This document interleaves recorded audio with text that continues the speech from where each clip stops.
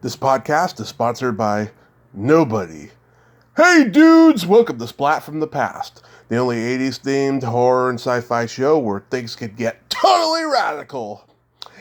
Now today, I will be welcoming a jack of all trades, a filmmaker, photographer, actor, writer, and I'm talking about Richard Allen. Now, Richard Allen started out as an actor, then he went into directing, writing short films, and he was a member of Channel 1 Underground TV, the Ken Shapiro sketch comedy play, which eventually evolved into the 1974 irreverent sketch comedy movie The Groove Tube, which is a favorite movie of mine, and we're going to talk about that today. And we're going to talk about how we got into photography and all that stuff. If you haven't seen The Groove Tube, go on YouTube and check it out. Chevy Chase, Richard Belzer, very raunchy, politically incorrect sketch comedy movie from 1974. It's hilarious. My dad saw it at the drive-in, and we used to watch it when my mom wasn't home when I was a kid. It's a very funny movie. We're going to talk about all of that today.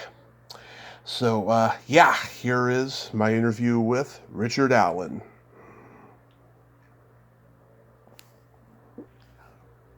You've reached the center of the universe. How may I direct your call? Hello, Rich. Welcome to the show, sir. How are you? I am great. How are you? I'm a C+. B+? I keep a low profile. Yeah, getting to the A. Low, you know? Yeah. You get into A, right? I never get to an A. You want to stay away from that. You've got no room to grow after that. There's no place to go with an A. That is true. I keep B minus, C+. That is true. This is such a great honor, sir. Thank you for taking the time today. Well, thank you for calling me. Absolutely.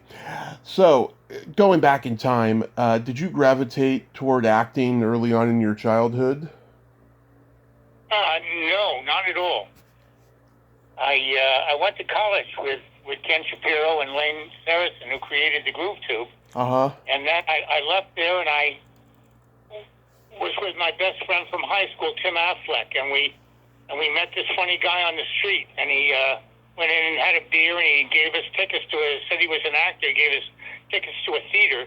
Mm-hmm. And so we went to the show that night, and there's about 30 people in the audience, and on stage was Robert Duvall and Dustin Hoffman. Wow. In a play before they were real stars in Waiting for Godot. Wow. And it blew our minds and changed our lives. So yeah, then I became an actor. Wow, I wasn't a good natural actor, but wow, and Timmy became married a girl from that was working there, and they had two kids, Ben and Casey. Wow, in hindsight, do you think that Robert Duvall and Dustin Hoffman had it back then before they were stars? Oh, I knew Dustin had it right to begin with. Mm-hmm.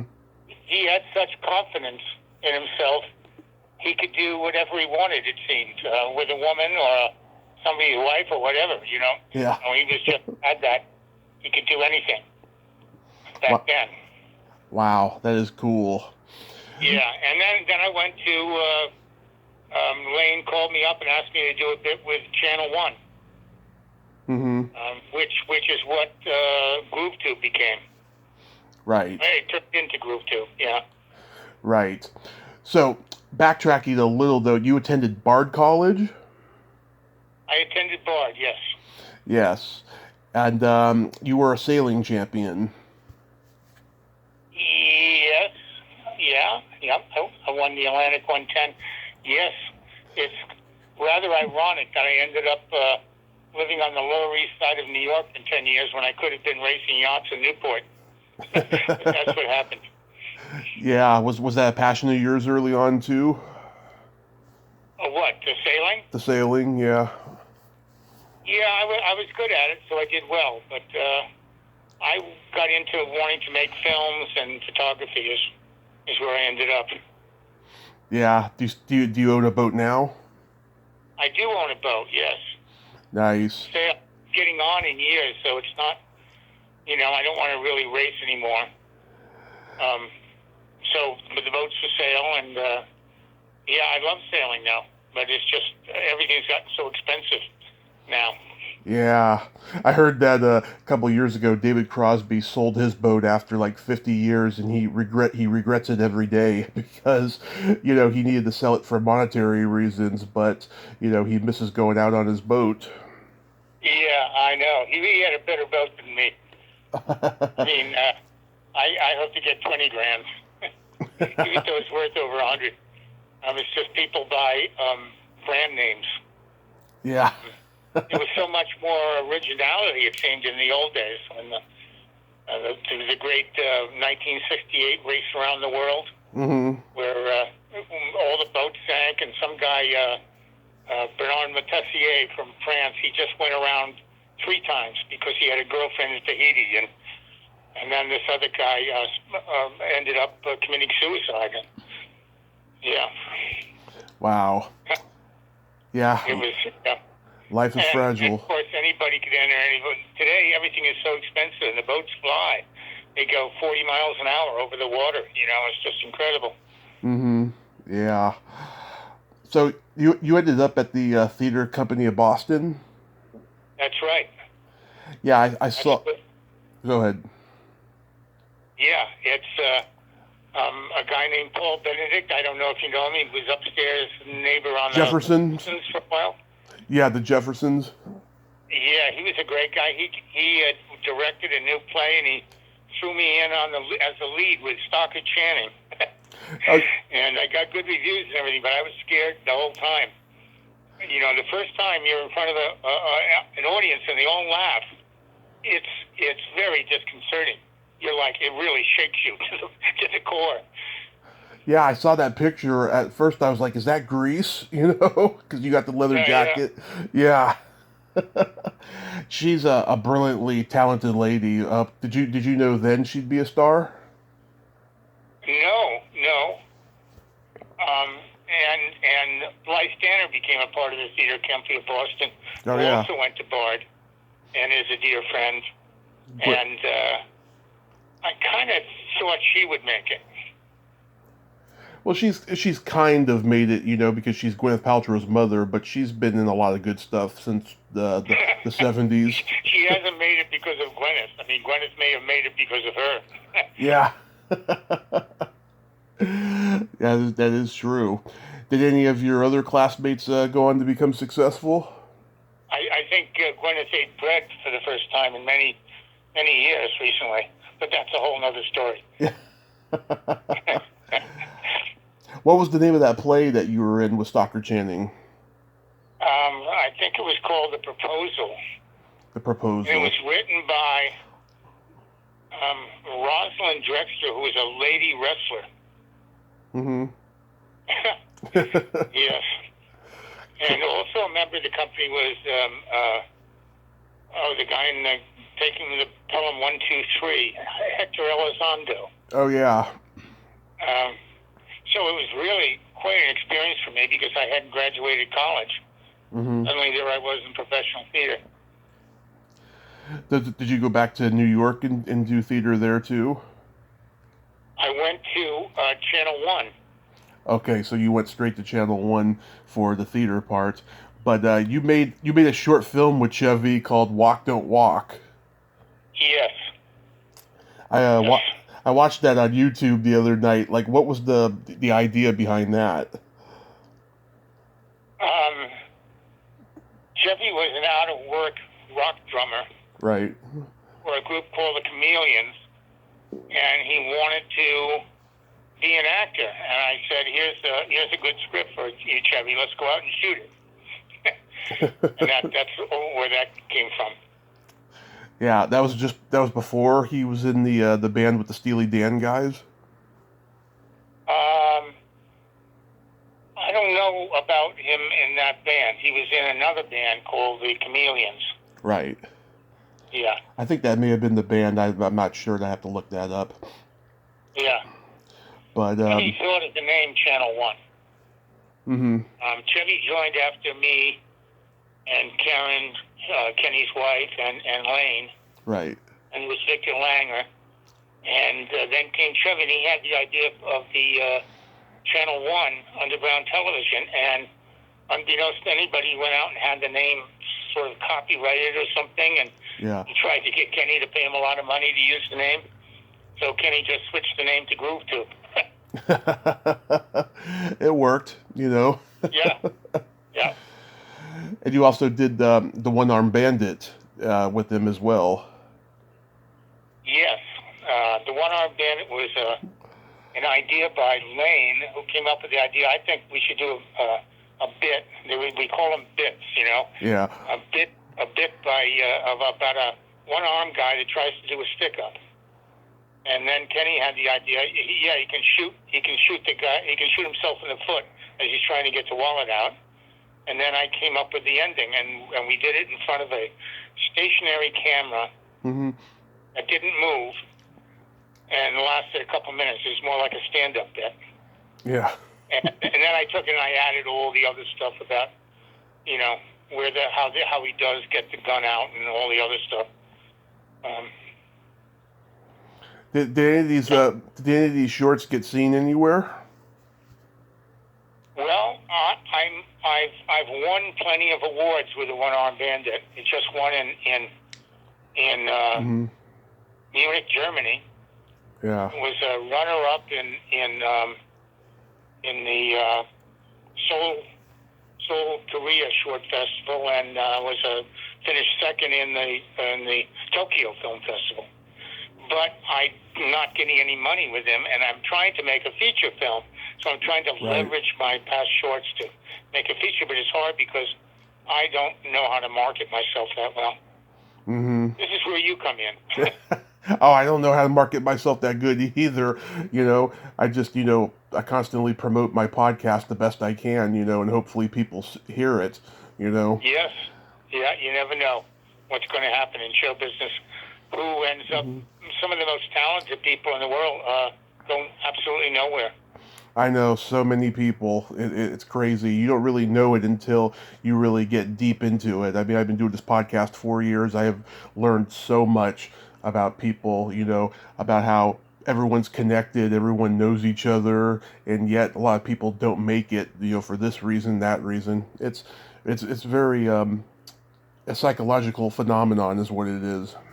Yeah, and other people make it, and they don't really have that much talent, but they get along well with others, and they just find their way. Yep. Yeah. Exactly. Has the National Film Board shown those shorts? I don't know. No, I don't think so. Yeah, back in those days, the National Film Board was showing short films all the time, or black and white. What happened with the One-Armed Bandit is, after I made it, it was 1970, and the actor Paul Price took it to Los Angeles and took the actual real film that we did. It was a reversal film, so there's only one copy, no negative. And they took it to a distributor in L.A. who cut 3 minutes out of the film to show with his features in theaters in L.A. And they printed it up on color stock, mixed in with the feature stuff, and it just it looked awful. And then he lost the film. Oh boy! The film on until 1990 when I recreated it using a one print and the outtakes. And it was shot 16, so you have this 1:3:3 frame. It looks Charlie Chaplin almost. Oh, that's which good. Didn't work that well. So it wasn't until 2018 where I actually had all the material available transferred into 2K. And then I cleaned it up and re-edited it and took a minute or so out from the original, and that's what you saw if you saw that film. Yeah. So it's so much better now than it ever was, but I had to stick with it for many years. Yeah, it was a lost film for many years until you found it. Yes, I'm working on a new film now called Rookie, which is the same thing. There was a fire in my studio in New York, and 1976, and film was damaged and burnt. So these films have been through a lot, but yeah. So I'm excited to be old. You know? Yeah. Just in time with all this computer stuff going on, I can get out all these films that I never finished before, but shot, and I can do the work on them. I know, that's the great thing about technology, you know. I mean, Yeah. technology's enabled me to talk to so many amazing people like yourself. Thank you. Thank you very much. Of course.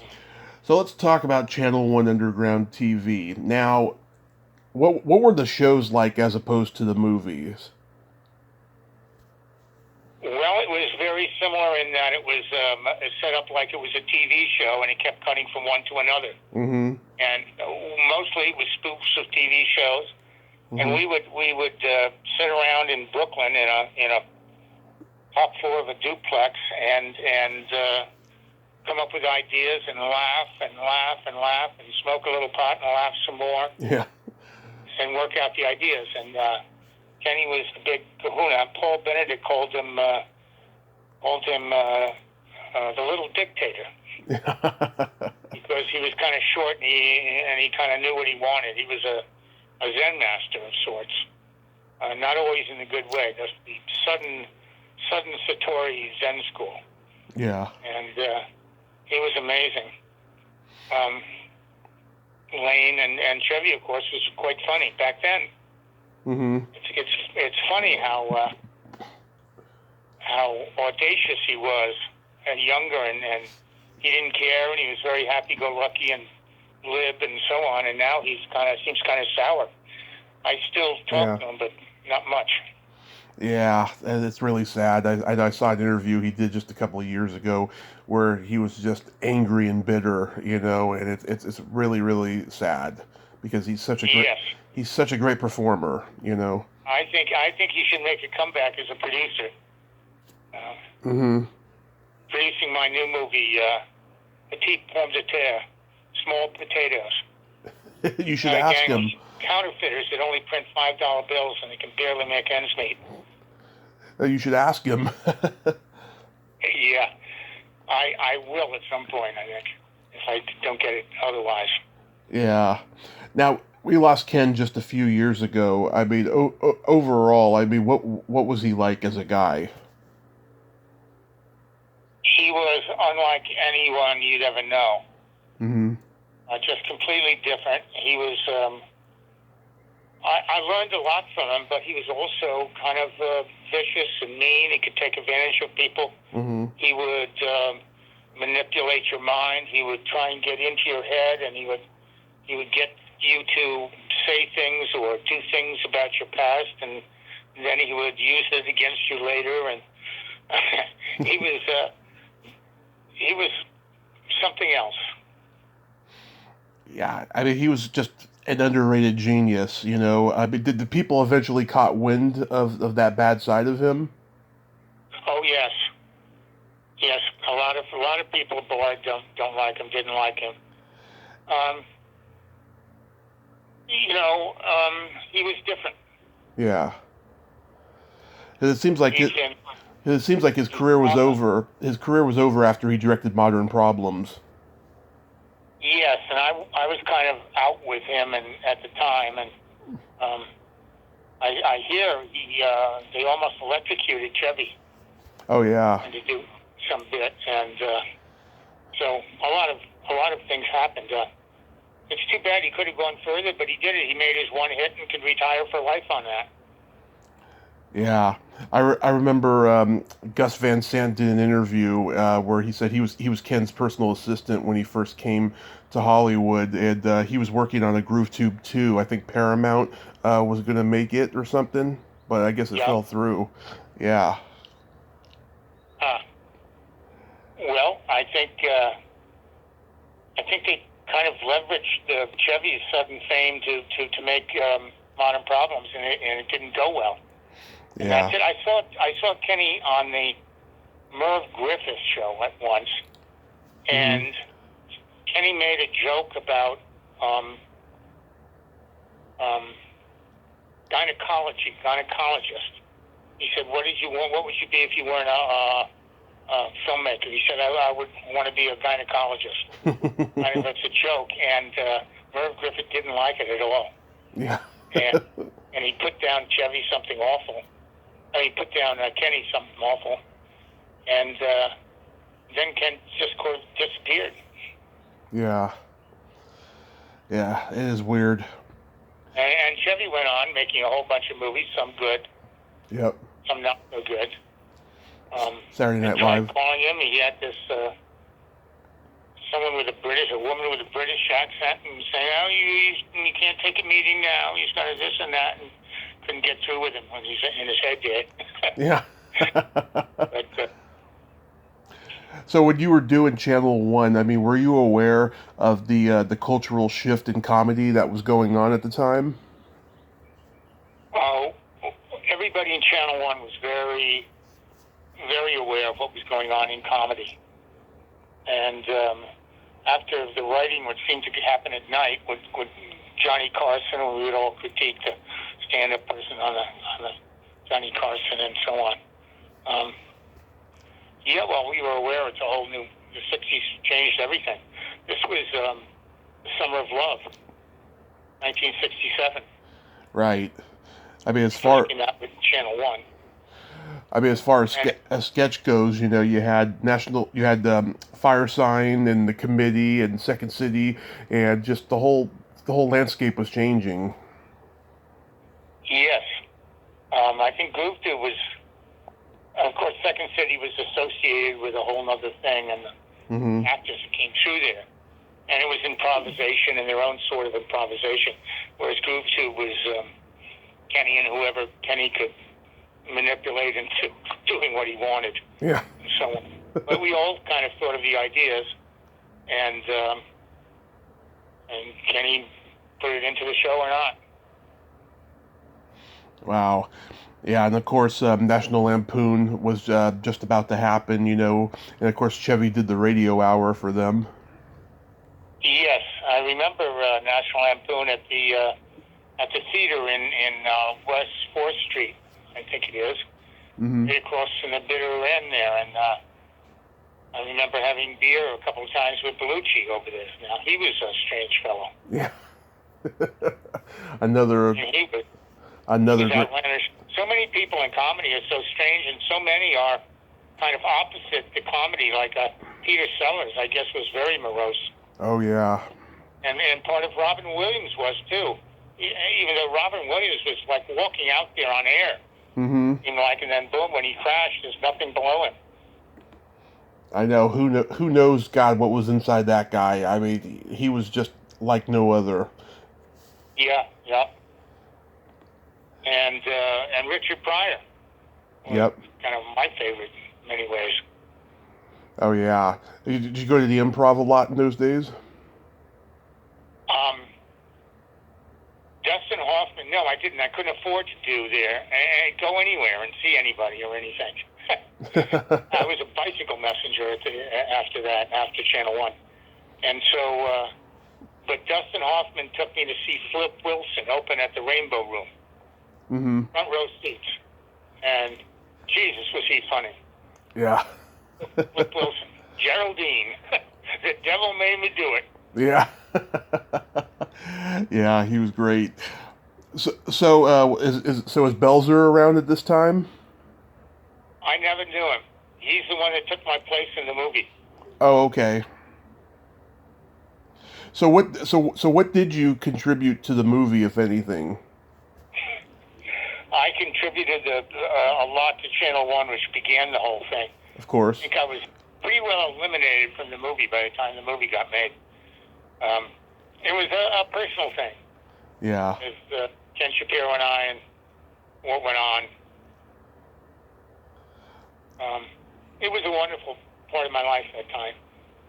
And I got into living down there on Lower East Side. We had this theater for Channel 1, and we were living in it. And I met the woman who would become my wife. She was 16, walking down 2nd Avenue with bare feet and bells on her ankles. Yeah. With the Doors albums in her thing, and a few changes of clothes. Yeah. 16 years old. Anyway. It was the 60s. Yes, it was a different time. Something was alive at that time. And the 70s were good too, but I don't know about today. I know today is just. I just, it's all so broken up. And well, you've got a podcast, and hopefully it'll do well. And I think the indie film thing will go on, and with Netflix and so on, it's no longer so controlled by the studios. Right. But it still takes so much money to make a film. I tried to make a feature called Side by Each. Mm-hmm. And I couldn't get a professional production company to do a budget and schedule for under $2 million, $2 to $3 million they wanted. But I knew we could do it for $1 million. So I got $250,000 raised, and I figured if I have Blythe, we can maybe raise the rest. So I started shooting. Right. And we got a third of the way through, and then the second year of shooting, I didn't have any money raised. We had to cut, and then the lead actress quit. And it was like one thing or another. But I did finish it, but it was like nowhere near what I wanted to make. And when you do a studio film, everything is provided for you. Of course. Meal, everything is first class, and they take forever to shoot it, and everybody, all the prima donnas get their thing. So it's kind of a different thing. Yeah. Than an indie shoot, which who knows? You work 12 hours a day and whatever. I heard it's a lot more fun to shoot an indie film because yeah, the less money involved in the movie, the more fun it is to make. And the less interference too. Yes. Sometimes the craft services isn't that good though. I've heard. No. I know it can be awful, and you feel terrible about not feeding people properly and everything. To having them do things that you risky or whatever, that we wouldn't ordinarily do. But on a big shoot, my friend did the one about the CIA, the shooting in Westchester County, and they spent like $300,000 to spray paint the leaves green because they were beginning to change and they were late on the shoot. Mm-hmm. That was more than I spent on my entire feature.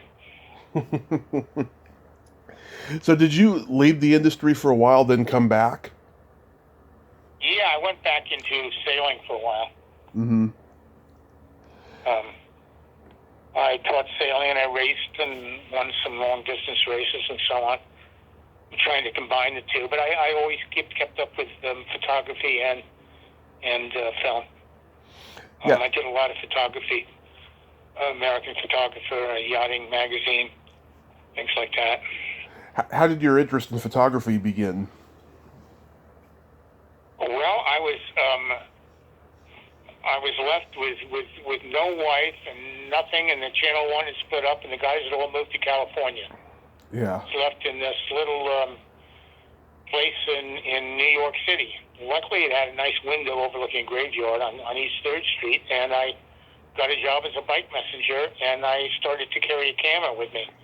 I couldn't afford to make films, so I started shooting still photography. Mm-hmm. And I have this treasure of over 20,000 pictures from 73 to 77 in New York City. Right. Which I post on Manhattan Before 1990, a Facebook group, 45,000 members, I think.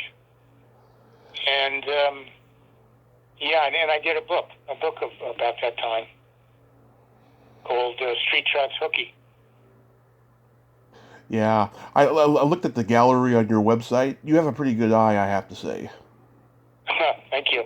Of course. Thank you. Of course. I'm still looking at pretty girls. That never goes away. No, I've got a terrible problem now. You could be any age to do that. I have a girlfriend, a new girlfriend, and I'm not attracted to her at all. I've told her so. We don't have the same interests, but she She rubs my back. She gets coffee for me in the morning and brings me my paper, and she's just so good to me that it's a dilemma. That's opposites attract. Yeah. then I told this other girlfriend that if she ever needed a place, I'd lend it to her. This was like several years ago. So she just called and wants to come and stay now. So what my new girlfriend is going to think of this other girlfriend, I have no idea. It's uncharted territory. And I think in comedy, you have to keep in uncharted territory. Right. To create. I agree. I actually have 3 names. Mm-hmm. Rich, Richard, and Richie. It corresponds to transactional analysis. The guy who wrote Game People Play came up with transactional analysis, which says that everybody has inside them a child, an adult, and a parent. Even the kids have their parental self. And so the child in me is Richie, which is I was called as a kid or a sailing person, and the adult is Richard, and the parent is Rich, which I got into just Rich Allen because it was the shortest thing for copyright by Rich Allen on my photographs. Yeah, I could imagine it's a pretty common name. Well, I have to convene with myself, and the adult is the one who takes the final decision. Richie is no good, except he comes up with all the ideas for everything, but he's no good. He can't carry anything out. Yeah. So you have to make life more complex as you go along. Yeah. Otherwise, it becomes boring. So you still have your production company, City Pound? Yes. Yeah. Mm-hmm. And your that feature film that you're working on, it's going to be through that? Yes. I hope to shoot it in Quebec. In Canada, huh? Yes. It's they all go to Quebec for the boss's daughter's wedding. She's marrying the wrong guy. And then it all becomes apparent as it happens throughout the film. It's going to be great, I think. And I think I will get it done. I have Dan Aykroyd interested in doing the part. Wow. The trouble is the agents want money. In the industry, they want a film with a lot of money. I had this film financier from Toronto interested. He read the script. He thought it was really good. And he said, but I don't invest in $3 million movies anymore. Maybe it should be 5 anyway. Mm-hmm. He said, but 5 is not enough for me to invest in. I find that the more expensive films will return my money more faithfully. So, yeah.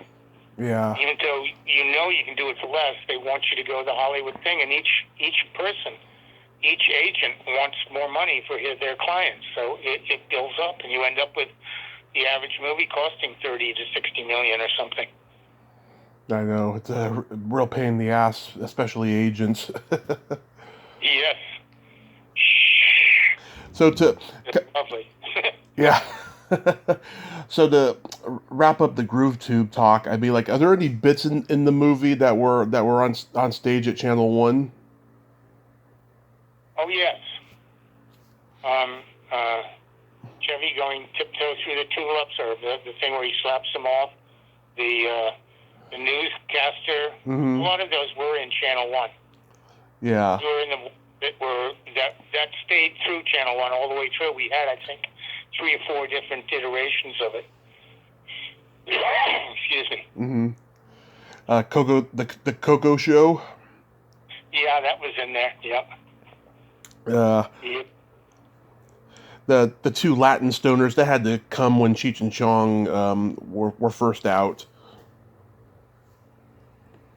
Yeah, I which ones? The 2 Latin stoners that Ken and Belzer play. Oh no, that was new. Yeah. All the belt stuff. They took my stuff out and replaced it with that. Yeah. And of course, Ken playing bongos on Chevy's head. Yeah, that was in there all the time. Yeah, and the let your fingers do the walking. Let your fingers do the walking. Yeah. My There's some great stuff on there, isn't there? Lots of great stuff. My dad and I used to watch the movie when my mom wasn't home. We still quote all the lines all the time. At Uranus, things come out a little differently. Yes. Round 25. Yeah. And there was that one bit where you see that, what was it? It was like a presidential conference and a song is playing, and you see that one older man just doing the eyebrows during the whole thing. I never got why that was funny, but it was. I'm trying to remember it. Yeah. Yeah. There was that. There was the one where people are having a conference and they start eating, Oh yeah, yeah. passing So, food around. mostly Kenny's bits. We all thought of him together, but Ken was the main selector of the different things and which ones he wanted. Yeah. The cramp recipes. Yes, Lane wrote a lot of that, and also the one on where Coco the Clown reads the dirty. Yeah. Book. Yeah. Yeah. A lot of that was Lane Saracen's writing. Yeah. I reached out to Lane recently through Ironic Times. I haven't heard back yet, but fingers crossed on that. Yeah, yeah. He probably will do it. He's busy. He will respond after some time. Yeah. So, how are things in New York during the pandemic for you? I went in before the pandemic, and I haven't been back. I'm up in Rhode Island, but I'm planning to go in soon. Yeah. Although I won't be buying any property, but I hear you can buy good property now inexpensively. Yeah. But I think that will change. Yeah. New York's a great place. I like it better than L.A., although the weather's better in L.A. Right. I get bored with the sameness of the whole thing, and I don't know. I think I'm too old for a city now. I need the sound of lawnmowers. Hey, if you get the movie made up in Canada, maybe you may want to stay up there. I don't know. I've been to New Zealand. That's a paradise down there. Yeah. Way away from everything. And you feel out of it. You really feel out of it, even in Canada. Although Canada's more like the U.S., Toronto and Montreal are really, and Vancouver, I guess, too. I haven't been to Vancouver, but... Yeah, my stepmother is from New Zealand, as a matter of fact. Oh, really? Yeah. Yeah. Never been... I went down there and worked for a couple of months building a boat and so on, and it's beautiful. It's like going back to the 60s, There's not much crowded, the sheep create the big traffic jams. Yeah. So, there's no actual date or timeline of when you're going to film the movie? The date is as soon as possible. Mm-hmm. It depends on how it's going to be financed and whether I do it for $1 million or whether I get $3 to $5 million in Dan Aykroyd. Have you known Dan Aykroyd? No, but I met him and I pitched the idea and he liked it a lot and he said get in touch with his agent. Mm-hmm. But his agent wants the film fully funded and paid for before we start anything. Yeah. So. Have you ever tasted his vodka? His vodka? Yeah, he has a vodka called I know, Crystal but I've Skull. had his wine. Oh, I didn't know he had wine. Yeah, he had wine, and I kept the bottle for a while, but finally I drank it. Yeah, no, it's funny. I've been sober 6 years, right? I think it lasted 2 months or something, and then I drank it. Yeah, I've been sober for 6 years now, but like 10 years ago, I tried his vodka. It was really, really good. It didn't have any preservatives or anything in it. It was just like really good alcoholic water is what it was. It was really good. Yes. Well, he would have that sort of taste. You can tell he had good taste in both comedy and in elixirs. Oh yeah, I mean he's a genius, just an absolute genius. Probably the most talented of that original cast of Saturday Night Live. Yeah, You know, not with. And I wonder with his agent, because Fred Spector's his name. He's a nice guy, I guess. Certainly a good agent. Mm-hmm. I don't know what he'll get, what money he wants from me out of this, but Dan doesn't seem to be doing that much. I mean, he Ghostbusters 3 or 4 or something. Yeah. Script which he gets paid enormous for, but I don't see him doing. I'd like to see him doing more inexpensive films, and 2 or 3 not be good, and 1 or 2 be really good. Mm-hmm. That sort of thing. Yeah. We'll see. Well, I hope the film does well for you, Rich. I hope you get Dan Aykroyd. That would be great. I don't think a second or third choice would suffice. I think you need Aykroyd for this movie. And I want to thank you so much for coming on today. Well, thank you so much. I appreciate it, and I great spending the time with you, and call back anytime. My pleasure, sir. You have yourself a great day and be safe. You too. Bye-bye. Bye-bye. Well, there you have it. Richard Allen. Ain't he a cool dude? That was great hearing those stories about Chevy and all of them. And it was great to talk to him today. I hope he gets his film made. Well, until next time, this is Tommy Throwback Kovac saying there's no shame in living in the past because the present sucks. Later, dudes.